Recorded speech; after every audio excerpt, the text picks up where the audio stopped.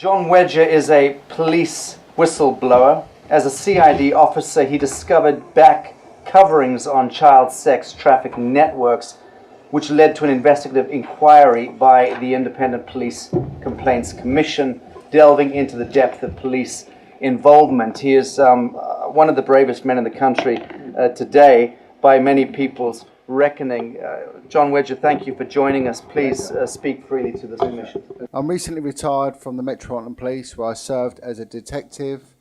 I specialised in child abuse investigations, and what is relevant to me being here today was my service whilst on the Specialist Vice Unit. I had been asked to look into an allegation made by a 14-year-old girl that she is being used as a prostitute. On looking into it, it appeared that this girl was one of many. She gave me another girl, who in turn gave me another, and it just spiralled. Very, very quickly, we had dozens of young kids aging from 9 to 14 years old. All of them were subject to care orders, either looked after or, in placements, homes or whatever, but all known to the social services. A lot of them were known to the police for being missing persons and everything else.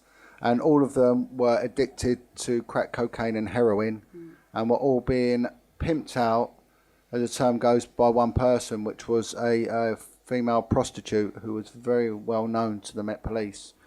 And this woman had alleged connections with high-ranked officers, and also a local magistrate, and someone that was high up in executive status in the BBC. This woman seemed to work with impunity for many, many years, and when looking into it, this actual racket had been going on for a long, long time. What I did was I exposed my findings. I committed them to paper in what was just a basic intelligence report, and I took it to a senior officer. And what I must say, that this isn't the first time that I'd been shut down for exposing child abuse offences. A couple of years prior to that, if I may jump the timeline, I was on an inquiry looking into transient paedophiles that had failed to register, and I found out that they were residing on canal boats within the inland waterway network of the UK.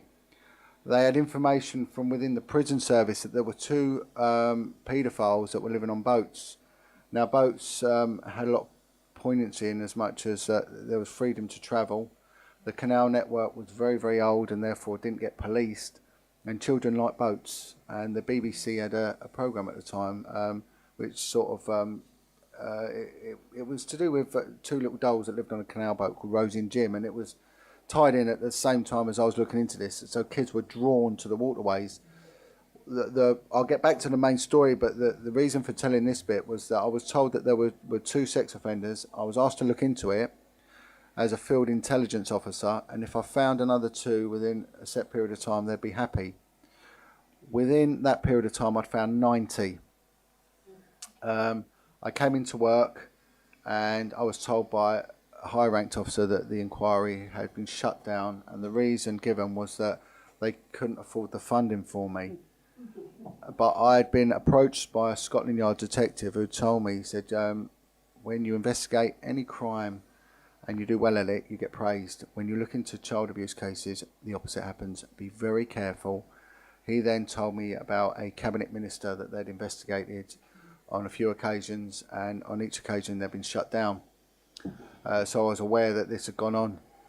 When I questioned the senior officer about, the real reason, he told me, John, I'm so sorry, it's come from high up. There's nothing I can do, and promised me any job I wanted.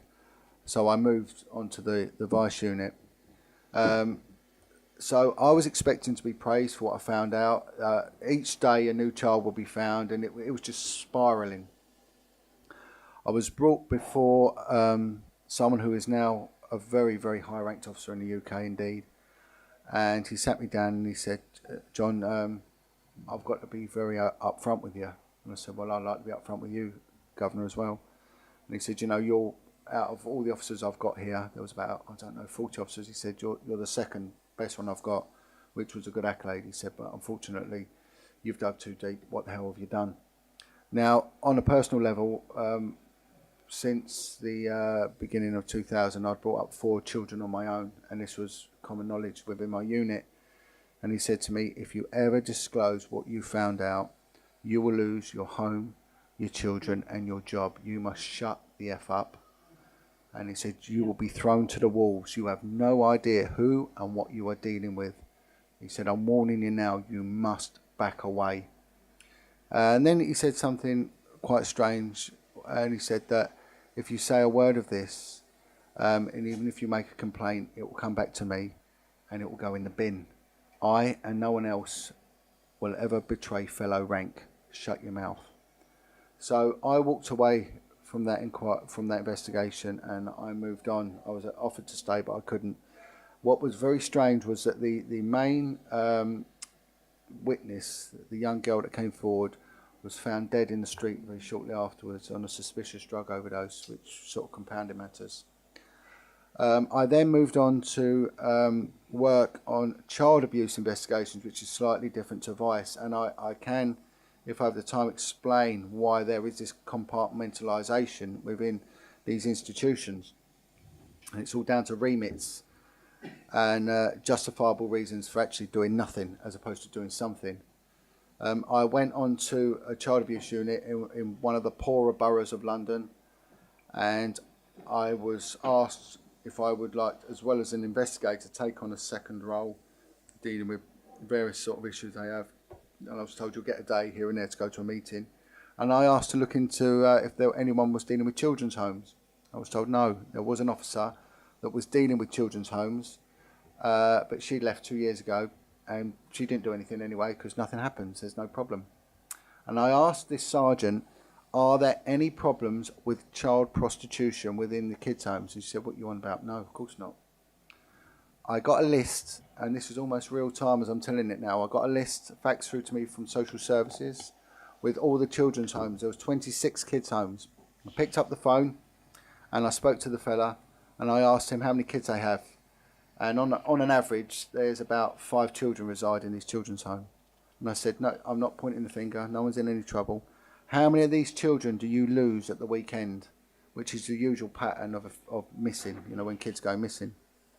So out of the 5, we lose 3. And I said, no, honestly, what happens to them? They went, oh, they're being pimped out. So I'd found this officer that had dealt with it for years had found none. Within this, honestly, this was the time, as we're speaking now, within this period of minutes, I'd found 3. By the end of that day, I'd found 6. By the end of 3 days to 5 days, I'd found 50. I held a meeting with all the concerned agencies, which involved charities, which involved NGOs, which involved social services, and I highlighted the problem. And I was then harangued, really. I was attacked verbally by head of children's services for this borough, saying to me, what the effing hell have you done? And I said, well, you knew about these kids. I said, yeah, but they hadn't come notice, so we're not worried.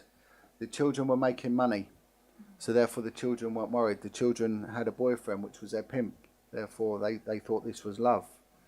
And the children were also using drugs, so therefore they want to continue to use drugs, so they weren't coming to notice. So therefore social services had written them off, despite the fact that the children's homes would constantly be getting in the logs that they were being picked up and they were going missing. These were regular missing persons. The police have a missing persons unit. They say so many thousands of kids go missing every year. They do, but a lot of them do return.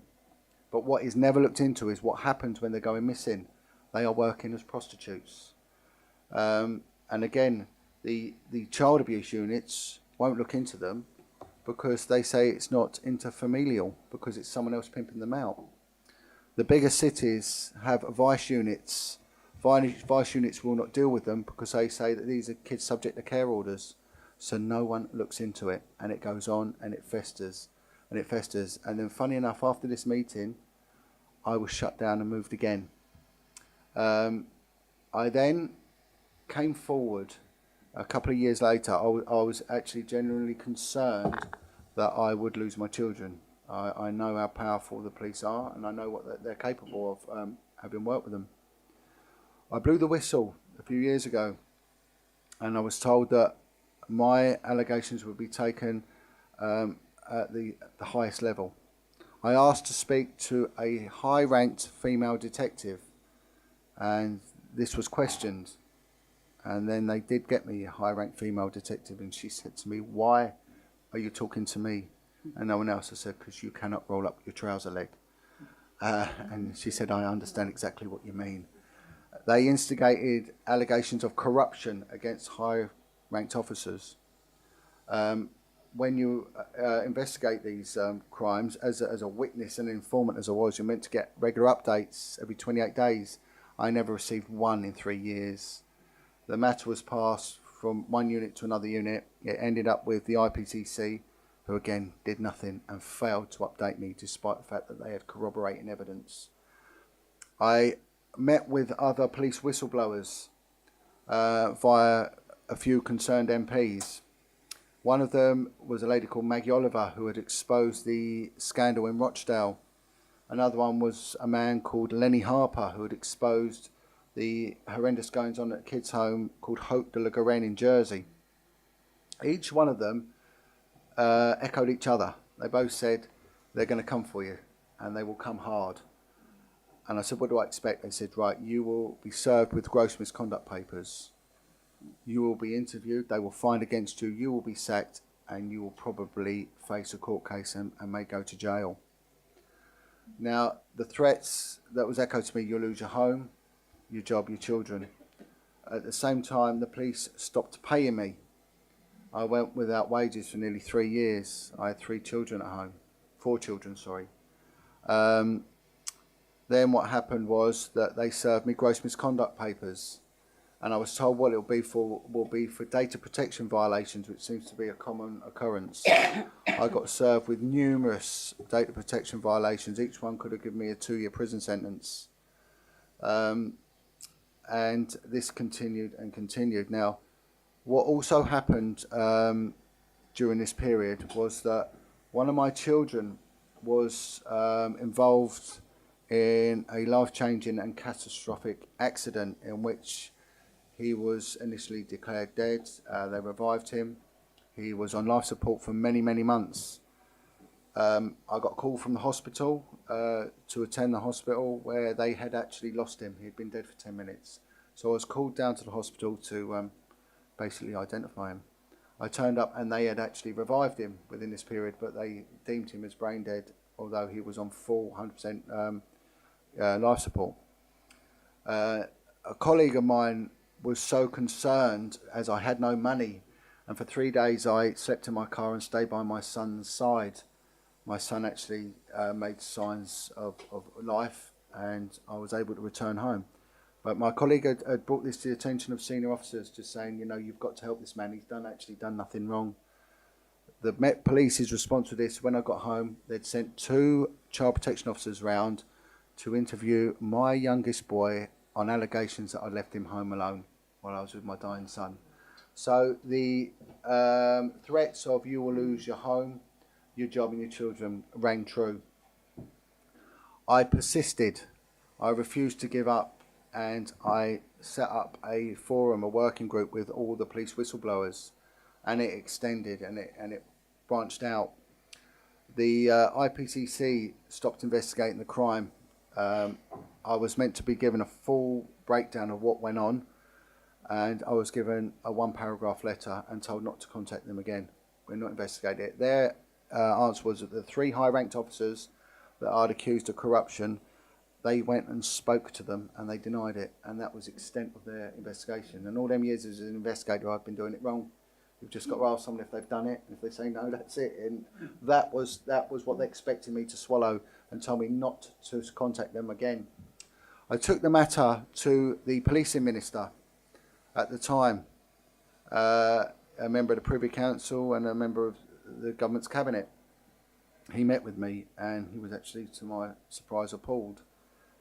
He arranged for a meeting with the Home Office. The Home Office then got their independent investigation team involved and stated that there will be an independent investigation into my claims, and they deemed that the Met Police and the IPCC had failed and they will look into it.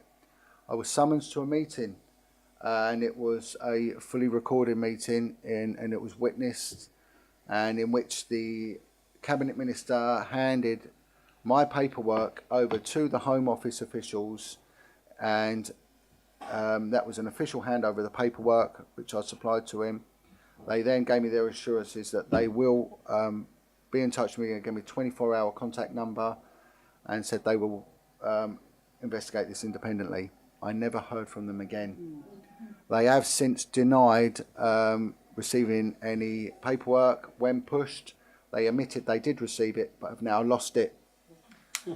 We are seeing police failings in respect to child prostitution hemorrhaging in this country, but we are seeing them on a provincial level.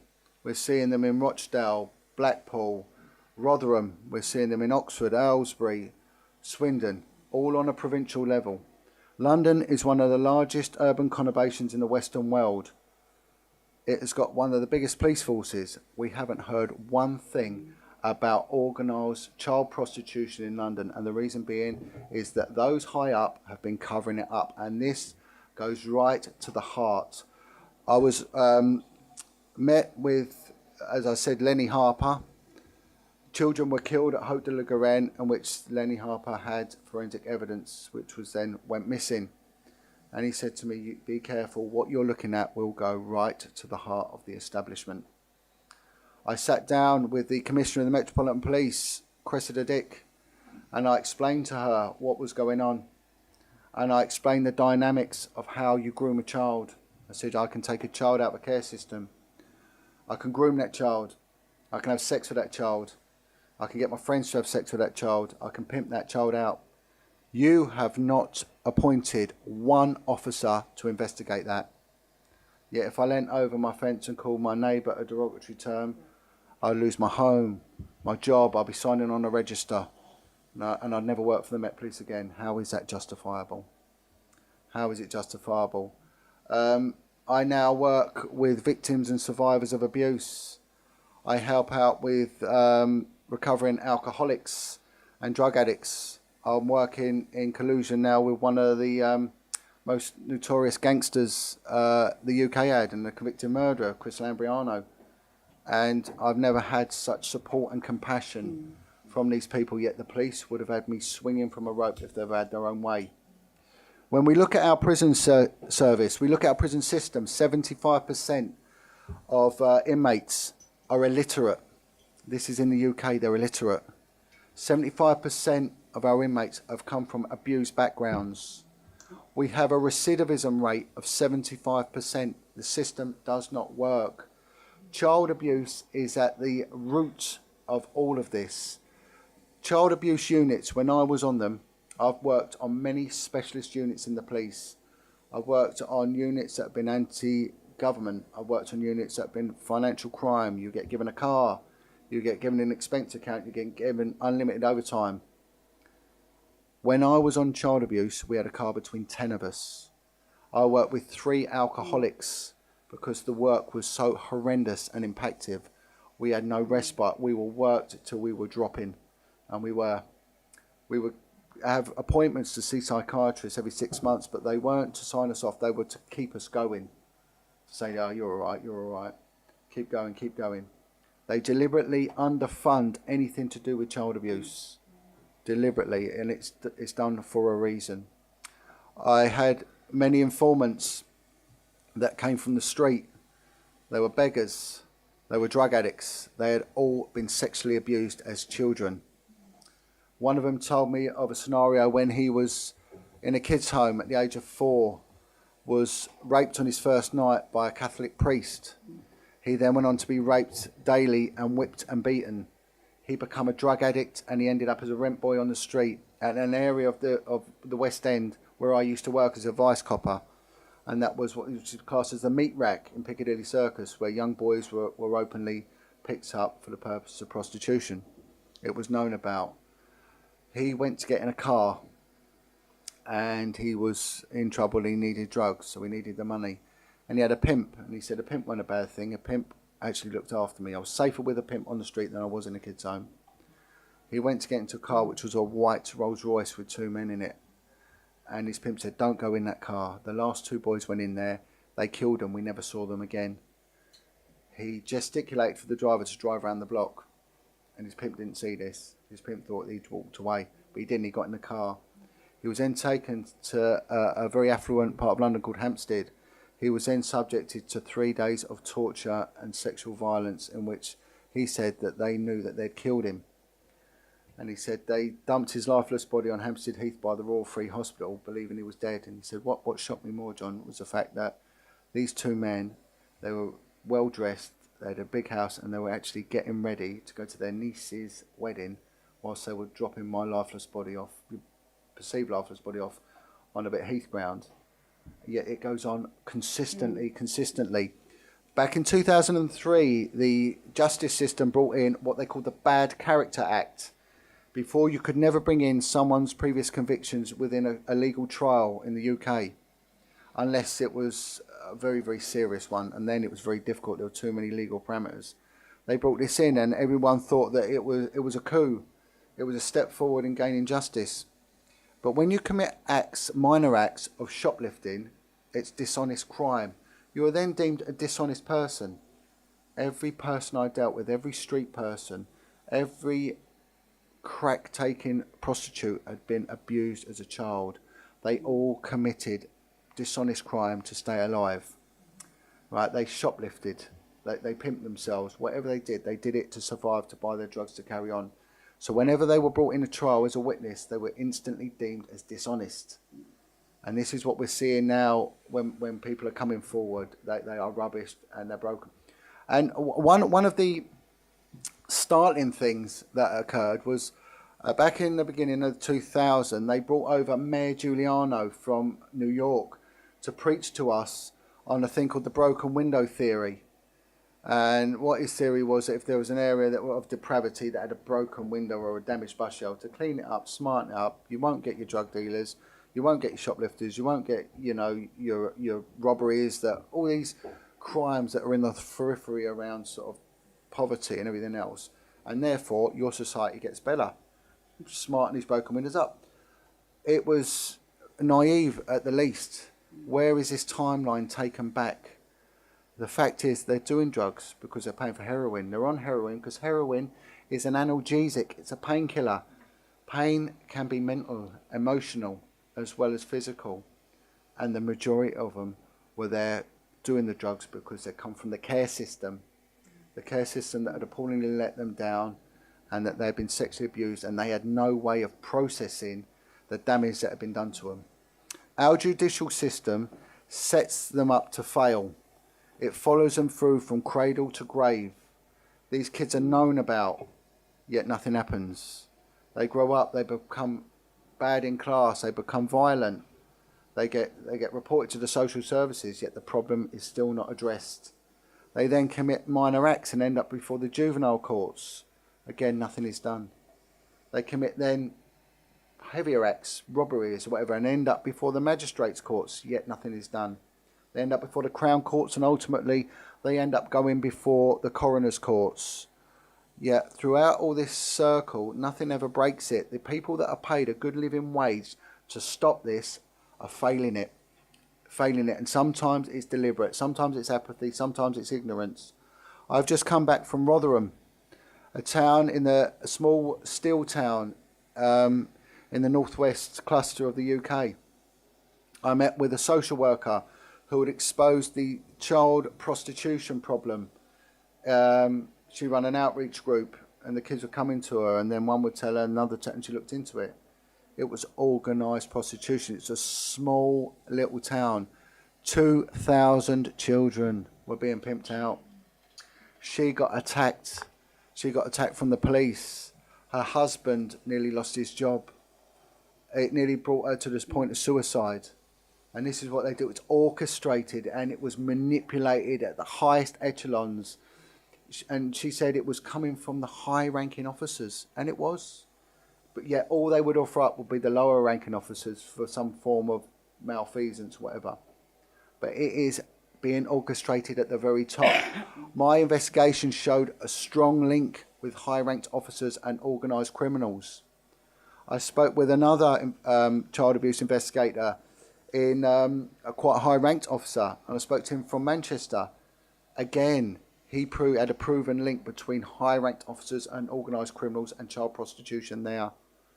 We had a glimmer of hope in the form of a chief constable, a commissioner of police for a county called Wiltshire. The man's name is Mike Veal. He stood up and he investigated child prostitution, child trafficking, child abuse, everything else, but it involved former Prime Minister Ted Heath.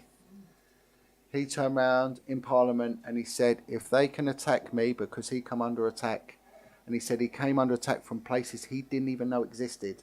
And he said, if they can attack me, God knows what they'll do to John Wedger, which in a way was a bit of an accolade. And I spoke to him and he said, it's just vile, John. It is vile. I then looked at how many police officers, the policeman's biggest fear is going to prison. And they know it. They know it. This is deliberate. What we're looking at is deliberate. I was a good guy. When you're a policeman, you take an oath, and your oath is, I will act without fear or without favour. Someone said to me, John, do not base your own bravery on others. Don't judge others for the lack of bravery and commitment shown. I do not see myself as brave. I see myself as a man who believes in protecting the vulnerable, doing God's work, and doing what my oath said, to act without fear or without favour. They are going against their oath. And I said, we will look at this word fear, shall we? What are they frightened of? Telling the truth. Where the real fear lies is this young child laying in a kid's home at night, and they're coming and they're taking the blankets from over him. That's the real fear. You know, we need to get a grip. You come under attack, and you do come under attack, and it's painful when it hurts. And it does do its best to destroy you. Maggie Oliver said to me, John, I was going to prison. The CPS turned round and said, we've got enough evidence. If you don't come to some agreement, admit to whatever, then you're found guilty, you will go to prison. She had to tell her children she was going to prison. The CPS in the end with me turned around and said John Wedger's mitigation was so powerful we could never convict him. I said to them, I submitted my statement prior to any trial. I wrote a statement and I gave it to Cressida Dick and said, here's my statement. Whatever you say I've done, I've done. I don't care. But I will not be tried by you. I will be tried in a Crown Court. And I will be tried by my peers, and I will be tried fairly. I've done nothing wrong, and I listed every single person from the bottom right the way up to the top. Who was involved, who knew about it, who did nothing, who then did nothing, who did nothing. This went right up to Bernard Hogan-Howe and now to Cressida Dick. Bernard Hogan-Howe knew about this. The campaign of bullying on me was orchestrated under his command. He has now been appointed by the House of Lords to look into child grooming gangs and how they existed. Well, I might save him the trouble. I can do that for him. You know, it is wrong. It is wrong there. Looking now, I was asked to make an address to Lord Pearson's office regarding the presence of grooming gangs and how it works, how it's the mechanics of it all. They're looking at it from a very sort of religious background, that it's Muslim gangs. This is a bigger picture. This is a bigger picture. Kids are a commodity. And one of the things which I want to refer back to is yourself, Commissioner, to my right, mentioned about the Marc Dutroux. Whenever I give a talk, you have to make things relevant. We don't look at the third world and how they're dealing with things, because there are different people. They look different. They drive on a different side of the road. They look a different colour. Let's look at what we got on our backyard. One of the countries that's demographically very similar to us is Belgium. In living memory, it went on in Belgium, you know, and it went on with Marc Dutroux. And the kids that came forward were so pigeonholed in what they could talk about. Anything that went outside of Marc Dutroux, they weren't allowed. I think it was 23 to 25 civilian witnesses died in the lead up to the trial. 90. Unbelievable. Total 90. Absolutely unbelievable, yep.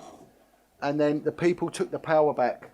They blew the windows out with the fire engines of the parliamentary office, and then they sprayed horse manure all over the building, and they took to the streets, didn't they? 500,000 people. 500,000 people.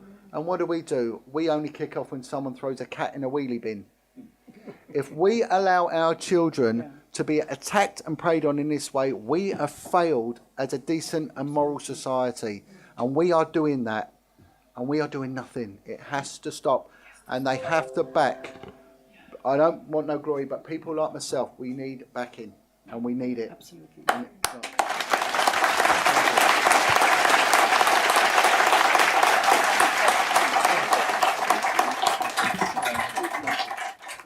The Commonwealth Parliament in Australia passed an act called the Public Interest Disclosure Act to protect whistleblowers. The act says quite clearly that if you blow the whistle on corruption or whatever you blow it on, you cannot be charged with another offence in retaliation for what you've done. 2 Supreme Court judges in Australia have said the act does not apply. Well, it's the same with the police. They are not subject to any employment law. They just do what they want. Yes. And when we look at suicides, the Office of National Statistics will not keep any information on police suicides. We went to Boston, and police suicides are twice that of any high-risk occupation. These coppers are so worried of going to prison, they commit suicide, and it happens. Yeah. I just make the point as well that us barristers are under the same oath of fear of favour, and we're very glad to take your testimony, and we will act. Oh, God bless you. God bless you too. Thank you. Commissioner Hutsabat, who's a criminologist and psychotherapist, has a question for you. Yeah, a question, not really a question, more of a statement and a question. If the $1 million Robert was speaking about would have been used and will be used for people like you, supporting you when you lose your jobs and you have no income for your children, would that make a big difference for other officers to talk and do what they have to do, their jobs? That's my question. It's financial bullying, and they know it, and they do, and that's why they do it. And one of the strange things which happened to myself and another whistleblower was my bank account was shut down for no reason. That's the second, and I know someone else, but it would. You need to live, and it was the fact that good people funded me, and got me through it. But would it help you and other whistleblowers and people that want to do their jobs if this commission succeeds in gathering money to financially help your families? Would that help people coming forward to do their jobs, to be able to, because we have to change the system from within. But if people like you, police officers, under oath, wanting to help people, or not even in the possibility to do your jobs, well, then it's finished, isn't it? And it is finished, if we are honest, it is finished. Yep. The system failed over the whole line. Also healthcare, everything that has to do with children failed, and that's planned. But the question is, do you think that more people like you would continue doing their jobs, even with all the pressure they have, if they know that if something happens, there will be a backup for their families, protecting their families, and money to survive? Do you think that more people would come forward and continue their jobs? I'd like to say yes. The one thing is, it's the police pension. You look at losing your pension.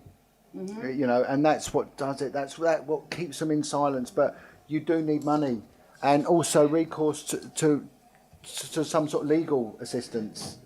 I had to. The Police Federation, each legal firm they gave me refused to take my case on. I went independent. They took me on straight away. Straight away. You're prisoned. John, as a former spy, we're obscenely proud of having the highest rates of alcoholism, adultery, divorce, and suicide. So I do understand to a certain extent. I am so deeply moved by your testimony and your integrity. Why haven't you been killed? I don't know. Jesus loves me. You do know the answer. Well, hopefully, I've got a few more years out. I've got a job to do. Got a job to do. Your Grace. There's a greater power. John, thank you very much indeed for this testimony. Did it reach the media in the UK? This is one question. Yeah. Second, have you been approached, asked questioned by one of the church leaders in. But I'm glad you asked that. The media, one of my saving graces, and it didn't meant to happen.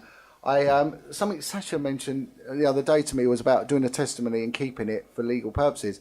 I actually did an interview with the UK column with a man called Brian Gerrish, and he said it was too hot to handle and put it out online. And I thought, oh my God, what's he done? But it actually saved me. It saved me. So the alternative media really did help me. When I left, the national media have been okay. There's been a couple of good journalists. One of the journalists has tried to move it forward, but gone now to a different paper, and they won't touch me. But the other thing is, I'm a Catholic, and I wrote to Vincent Nichols, and he said, nothing I can do. So other Catholics got together and wrote to him and said, why? If you can't do anything, then why are you there? And he said, I'll see what I can do. And he said he couldn't get involved. And I said, but you got involved with the McCann case. Why can't you get involved here? And this is what you find with all these departments that claim to have ownership for supporting people. They are useless. They do nothing. And I was appalled by Vincent Nichols. I thought the man showed no integrity, nothing. However, on the local level, Priest has been very, very good. And also, there's been a few Christian groups that have been phenomenally good. And there's also been a group of Orthodox Jews in New York have raised quite a lot of money for me as well. So it's come from everywhere and really supportive, but on a lower level though. Thank you, John. Commissioner Helstein, a very brief question. We're running so late. Thank you. Really brief, and I will explain why I'm asking so briefly. As you practically were in that flame, in that horror, and in that danger, and you really are touching very nearly. So maybe your intuition, your mind, your all human said, what is the force from the society, from the court, from everywhere, which could help you to solve the cases like this, like many these cases? What were you dreaming of? A force, okay, because you felt helpless. I'm sorry for that word. No, that's good. I wanted the platform. I've been threatened and bullied into silence. It was a conspiracy of silence. I was screaming inside. The world needed to know. And one of the biggest gifts we have been given in the UK, which this man didn't deem it as a gift. He actually, was the Jimmy Savile thing. He inadvertently did God's work to such a degree, and it opened up really the middle classes in this country to the fact this was going on. And someone said to me, do you find that your world gets so small when you deal with this? And I said, explain. He went, well, no one wants to talk about it. Can we not talk about it, please? Can we not hear it? Can we not? And it's getting it out there. And then when you realise that you're not mad, it's not a conspiracy. And when you do get those that have been affected by it, I gave a talk to 50 recovering alcoholics and drug addicts, some of which were people of extreme violence. There was a fear that I would be attacked in the room for giving this talk. Some of these people had served time for murder and torture. They got up, they applauded me, and they hugged me. And it was one of the most life-defining moments I've ever met. And that was my real audience, saying, I'm doing it because you need it. Thank you for that. I'm so sorry, I have to call time now. John Wedger, this commission salutes you. Thank you so much for attending today.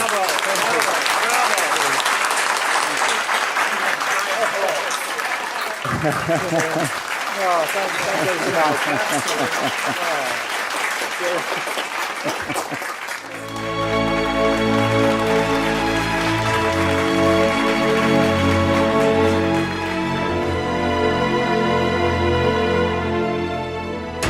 are the power behind the ITNJ. Add your voice.